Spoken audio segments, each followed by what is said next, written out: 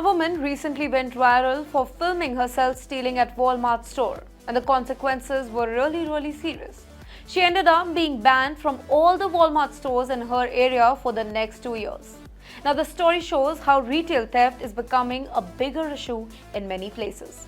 The woman, who goes by Nisha, was on TikTok filming herself at a self-checkout at Walmart.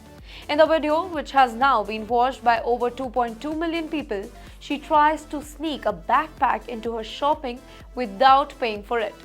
She scans a few items, but when it comes to the backpack, she drags it over the scanner without actually scanning the barcode. But Walmart's AI-powered system quickly noticed what she was doing.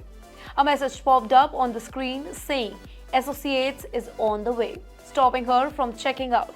When an employee arrived and scanned her card, another message arrived saying "Missed scan detect."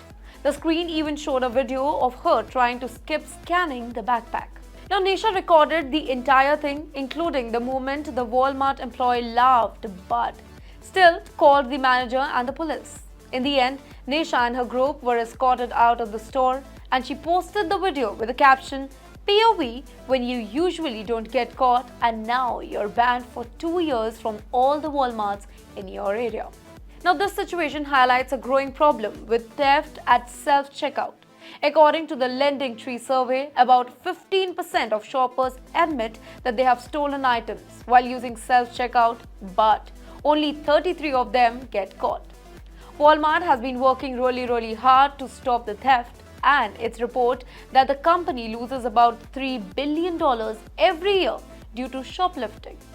Now, to fight this, Walmart has introduced new technology like Misscan detection system, which used AI-powered camera to catch theft in real time. Now, they also have nearly invisible barcodes on some of their store brand items, making it easier for customers to scan everything properly. These efforts are part of $3 million partnership with the company called Digimark.